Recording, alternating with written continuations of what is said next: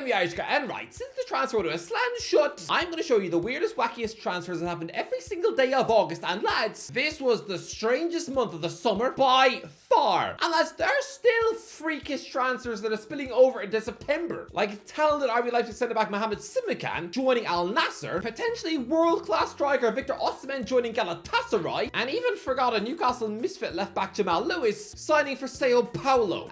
How does anyone in Brazil even know who he is? Fine, let's go. First, Kelechi Iheanacho to Sevilla. Am I the only one who finds it incredibly strange that Kelechi Iheanacho, a Nigerian centre forward who's never yet played outside of England, has now just jumped from an insufferably average 5-goal season for Leicester in the Championship to actual Sevilla? So I guess he's now just a modern day Anthony Martial. Both debut goal-scoring wonderkid strikers whilst they were teenagers at both Manchester clubs, but the sulking, pouting French muffin joined Sevilla on loan and was such utter wet cow vomit that I'm pretty sure it was that La Liga spell which just scared away prospective clubs this summer. I mean, lads, Martial is only 28. He has nearly 100 goals under his belt for Manchester United. He has 30 senior France caps to his name. He once had a Ballon d'Or clause inserted in his contract, and yet, lads, it's now nearly Halloween, and all he's doing is mulling over a job offer from AEK Athens. But yeah, also Iheanacho to Sevilla is also weird. Second, Silencio Somerville to West Ham. Yeah, this one feels strange, because I think this Dutch winger Silencio Somerville is going to make me look like a fool in May, because when West Ham tied up a huge £25 million deal for Leeds United's Championship Player of the Year, I got excited. I said he'd be so good that he'd win the Premier League Golden Boot from the wing. Yeah, he hasn't scored a goal yet. He's already 7 goals behind Haaland in the Golden Boot race. Look, I thought he was a monster signing a few weeks ago, but now this £25 million kid can't get in the team. I just know by the end of the season, I'm really going to look like I have cat food for brains. Third, Alexander Sorloth to Atletico Madrid. Finally, Alexander Sorloth has actually managed to find his way to Madrid. Remember when this Norwegian striker was deemed to be a hideously awful joke footballer after 0 goals in 16 Premier League games for Crystal Palace? People were making fun of him on the internet. Yeah, he was then loaned to Trabzonspor in Turkey, where he somehow belted in 33 goals, and suddenly he had stupid media links to Real Madrid. I'm pretty sure that was just pesky journalists trying to make Roy Hodgson look stupid, pretending that the Galacticos were even interested in this Scandinavian lollipop. But to be fair, he then went and failed at RB Leipzig, initially flopped on loan at Real Sociedad before drastically improving his stats in the second season on loan, and then last season smacked in 26 goals for Villarreal to earn himself this huge £30 million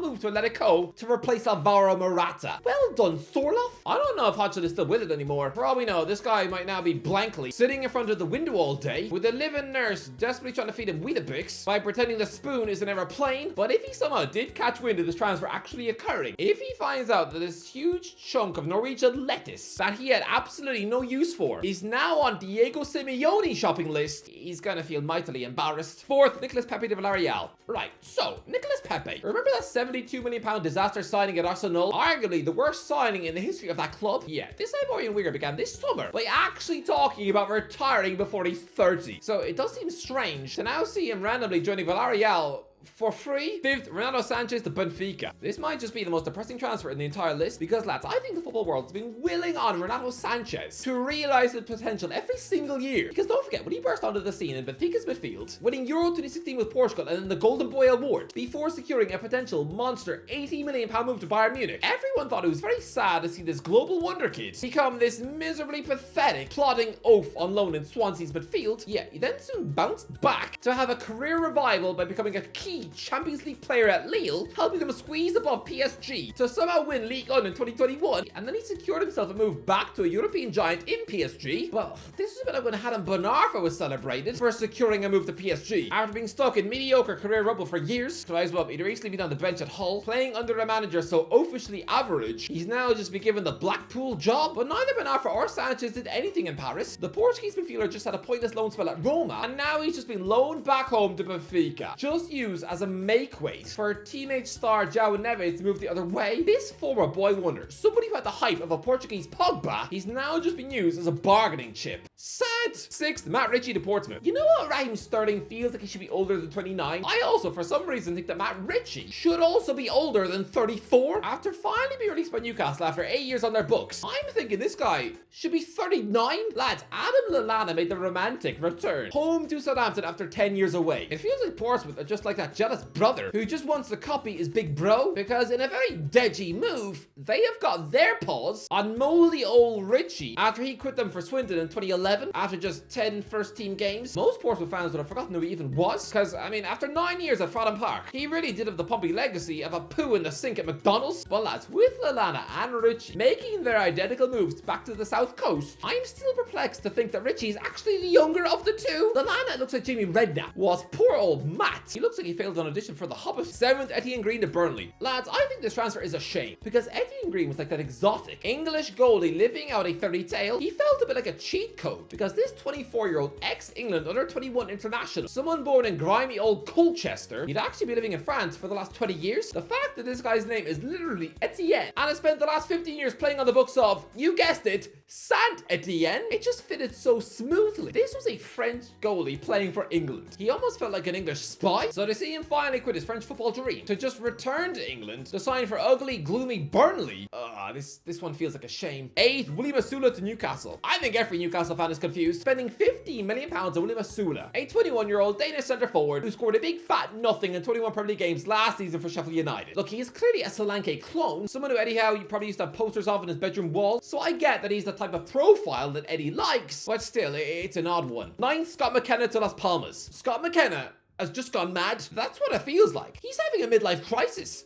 This is a 27-year-old Scotland international centre-back who's only had 2 clubs in his entire life, 12 years at Aberdeen, and now just 4 years in Nottingham Forest, and now he's clearly just turning into a tourist. After spending last season on loan in Copenhagen, he's now secured himself a job in La Liga, joining Las Palmas on a free, and I'm convinced this is purely so he can keep Ollie McBurney company. I mean, what with Napoli signing Gilmore and McTominay? Is it now fashionable to sign Scottish players in 2s? Is it now in vogue to sign 2 Scottish lumps? What with McBurney? And then McKenna? What, do they also serve McDonald's in the Las Palmas canteen? 10th, David De Gea to Fiorentina. Lads, how many footballers are able to take a year-long break from football? I'm as shocked as anybody to see David De Gea back in the game at 33. Because lads, after leaving Man United last summer, he was then unemployed for a year. Apparently he was even rejecting offers to go and play in the Saudi Pro League, which is crazy. I mean, Christ above, Wojciech Szczesny saw an earth-shattering €15 million a year deal move to Al Nassr breakdown, and he sold so much over that he actually decided to quit football for good. I do feel like this premature retirement at 34 was just him taking his ball and going home, pouting because he didn't get the chance to earn the money of a Chinese king. But De Gea, he's now clearly grown bored of waking up at noon, eating hamburgers for breakfast, and watching Game of Thrones box sets all day, because he has just penned a 1-year deal at Fiorentina. This guy was the best paid player at Manchester United. What shocks me is that he's now only the 15th highest paid player in the Viola squad, earning just 35 grand a week. To put it in context, he's not earning as much as Chelsea's third choice goalie Marcus Benanelli. Oh yeah, and he's yet to make his Serie A debut, having been benched for the first 2 games. And it's not like the first choice goalie is some new up and coming hungry young talent. Oh no, Pierre Tetracino is older than De Gea. Wow, this man's career is really in the mud. This is why you shouldn't take a gap year in the middle of your career. Yes, I know he was just a penalty shootout hero in a Europa Conference League qualifier, but come on, he was playing against some Hungarian thing called Puskás Academia. That doesn't sound like a football team. It sounds like a university for cats. 11th, Pedro Neto to Chelsea. £54 million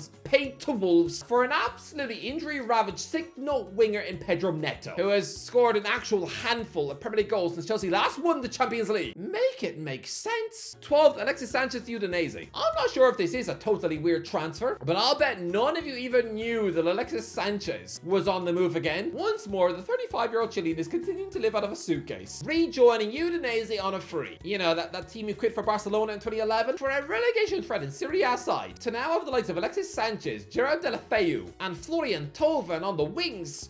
This is a team who are clearly living in the past. 13th, Karamoka Dembele to QPR. This transfer makes me sad. I remember hearing all about Karamoka Dembele back in 2016 when he was a child in the Celtic Academy. The Scottish media were boasting that this incredible youngster, he was going to one day wind up playing for Barcelona. He was literally making his debut for Celtic under 20s when he was 13 years of age, which is weird. I'm sorry, but if you're a 19-year-old footballer trying to make it in the professional game and you're still getting skinned by a child who still wets his bed and who's not legally able to watch The Matrix without parental supervision, you You shouldn't be allowed to stop for ice cream on the way home from the match. But the fact that Dembele is now 21 and has just been loaned out from French side Brest to QPR in the Championship, meaning that he'll actually completely miss out on playing any minutes in the Champions League this season, to instead play on the same side as Jack Colback and Jimmy Dunn. It's grim. 14th, Ayoze Perez to Villarreal. Ayoze Perez has had a very busy summer. After this utter stinking Leicester City flop somehow made his Spain debut this summer and then weeks later won Euro 2024, he's now quit Real Betis, joining Villarreal for just £3.2 million. Sorry? What? Betis, you literally had a Euro 2024 Spanish champion on your hands, and you couldn't even shake down your La Liga rivals for 4 mil? Clearly they have the negotiating tactics of a blind chipmunk. But as for Perez, oh wow, he is living his dream. And for Villarreal to snap up 2 players who in the summer of 2019 joined Arsenal and Leicester City for a combined £102 million, for them to now snap up both forwards for the relative price of a birthday cake. Fair play. 15th, Marco Reus to LA Galaxy. Look, a move to the MLS was probably always on the cards for Marco Reus after he signaled he was leaving Borussia Dortmund, but to me, this celebrity-esque move to LA Galaxy, it doesn't feel like when Beckham made the move. It feels like when Stevie G did it. At 35 years of age, when he was also so far past his best, tearing himself away from a long-standing club affinity to force this pretty stale and soulless move. Lads, Gerard Tart was never in Los Angeles, and I doubt Royce is gonna be either. Galaxy are swiftly getting a reputation for being a home wrecker. I know Royce was not a one-club man, but it sure felt like he was, because does anyone remember this guy playing in the colours of Borussia Mönchengladbach? Now, it's a bit like trying to remember the plot of the 4th Trek film. Royce felt like a one-club Dortmund man, so to now be transported to a fake Hollywood city filled with vapid dorks like Logan Paul. I don't know about this one. 16th, Calvin Phillips to Ipswich Town. Imagine being told 2 years ago that Calvin Phillips, the new £50 million signing at Man City, would soon be joining Ipswich on loan. A club who at the time had just finished 11th in League One. Look, I know Phillips' reputation is mud right now, and everybody views him as a walking burnt potato. But lads, he is still a 28-year-old England international who was a midfield monster at Leeds. Not much has been made of the signing because yes, everyone's opinion of Phillips is just now that he's some unfit dwarf with the technique of a headless beanie baby, but no, I genuinely believe this guy is Ipswich Town's most high profile and exciting signing since they loaned that mini Ronaldinho Giovanni Dos Santos from Spurs 15 years ago. 17th, Adam Hosleck to Hoffenheim. Look, the only strange thing about Hoffenheim signing Bayer Leverkusen's exciting 22-year-old attacking midfielder Adam Hosleck, the Czech version of a mini Kai Havertz, the only thing weird about them getting him for £15 million is that he looked inches away from joining Leicester City on loan, only for Hoffenheim to completely spoil the party. Oh, I would have loved to be a fly in the Leicester City boardroom when that news broke. I would have loved to know what Steve Cooper would have looked like. I can only imagine it would look a little something like this. Okay, that felt mean. 18th, nothing. Yeah, to be fair, the 18th of August was very non-eventful. No weird transfers on that day. Next, 19th, Jorginho Rutter to Brighton. Waste of time. I don't understand the hype surrounding Jorginho Rutter. I'm sorry, but I don't. He's a versatile 22-year-old forward who could play anywhere across the front line, sure. But he arrived at Leeds from Hoffenheim in the middle of the 22-23 season. He was that big money club record £30 million signing. But to save the day, he didn't. 0 goals and they went down. He then scored 6 goals in the Championship and now a £40 million move to Brighton. I just see this guy being what Joe Linton was. Come on, both of them versatile forwards who could either play on the left wing or as a centre forward. I mean, Steve Bruce didn't have a clue where to play the Brazilian. By the way, someone who also used to play at Hoffenheim. Twice, well, Rutter was his direct replacement after he went to Newcastle. Rutter has just cost Brighton £40 million. Yeah, Joe Linton was also £40 million. And don't get it twisted, he was utterly useless. The only reason he saved his Newcastle career is because he discovered he could actually play as a box-to-box midfielder to a very high level. But as a winger and as a striker, dreadful. And I think Rutter's going to be the same. 20th, Conor Gallagher to Atletico Madrid. Okay, look, on paper, Chelsea cashing in on Conor Gallagher to Atletico Madrid for £35 million isn't the most bonkers thing I've ever seen. Nah, it's a bit like when they cashed in on Tommy Abraham by flogging him to Roma. Sure, pure profit. But it's the manner of Gallagher's exit which is truly disgusting. Making him rot in a Spanish hotel room for 5 days as they tried to push this deal through. The guy spends nearly 15 years of his life registered as a Chelsea footballer. And the way you say goodbye is forcing him to go mad in solitary confinement. After day 3, he was probably chewing the curtains. 21st, Facundo Pellistri to Panathinaikos. Remember the hype surrounding Facundo Pellistri for years? The Uruguayan wonderkid winger who was even getting minutes to the Man United team under Ole Gunnar Solskjaer. Well, at the age of 22, he's finally been sold. And not to a top team in a top 5 European league. Now, to Panathinaikos in Greece for just 5 mil. 22nd, Bobby Clark to Red Bull Salzburg. Lads, when Lee Clark's son Bobby broke into the Liverpool first team in the second half of last season, did anybody think he'd be marching out the door in the summer? Lads, 19-year-old midfielder Clark played 5 Premier League matches last season, including an entire hour in a win at Nottingham Forest. He played the full 90 minutes in an FA Cup third round win over Southampton, and he played the final 48 minutes in the heroic League Cup final win over Chelsea. And yet still, he hasn't been loaned to Red Bull Salzburg to play under his former coach Pep Linders. Oh no, he was harshly sold for £10 million.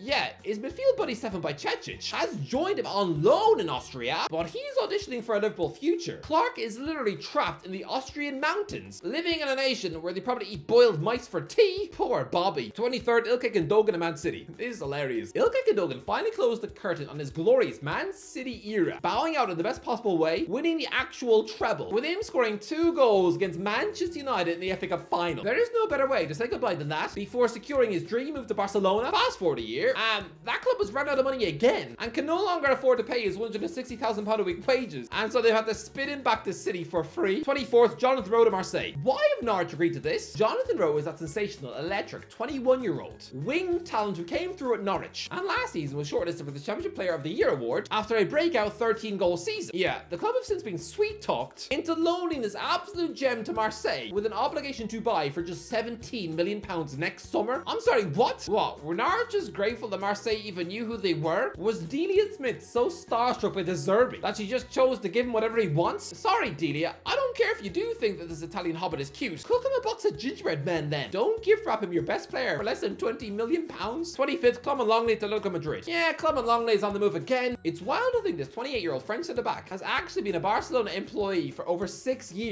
because he just gets loaned out every year. Instead of Barca actively choosing to break up with the poor guy, they've loaned him out to Tottenham, Aston Villa, and now Atletico Madrid. Come on, Barca, just let him go. 26th, James Rodriguez to Real Vallecano. James Rodriguez is back in La Liga for the first time since he quit Real Madrid 4 years ago. It's always wild to see these high-profile players come back to competitive European football after we've already waved them off into the sunset. We'd already seen Rodriguez give up in his career by going to Qatar, Greece, and then Brazil. I thought his European adventure was done. 27th, João Cancelo to Al Hilal. What a waste. João Cancelo is still a potentially world-class fullback, and yet purely because of his spat with Pep, he's now unnecessarily quitting Man City and European football completely, tying up a £21 million move to Al Hilal at just 30. What a waste. 28th, Kepa to Bournemouth. Imagine telling anyone back in 2018, when Kepa Arrizabalaga left Chelsea for Atletico Bilbao, becoming the most expensive goalkeeper in the history of the sport. Imagine telling him that before he turns 30, he's going to win 2 Champions Leagues, represent Real Madrid, and oh yeah, move to Bournemouth on loan. He'd be so confused by the last bit, he probably spluttered coffee all down his chin. 29, Scott McTominay to Napoli. Why is Antonio Conte signed Scott McTominay for Napoli? I mean, if there was one thing we should have learned about this Italian maestro by now, it's that he does like absolutely random signings from left field. Nobody in the world would ever predicted he would sign Nicolas Anelka for Juventus, Denny Drinkwater for Chelsea, Ashley Young for Inter Milan,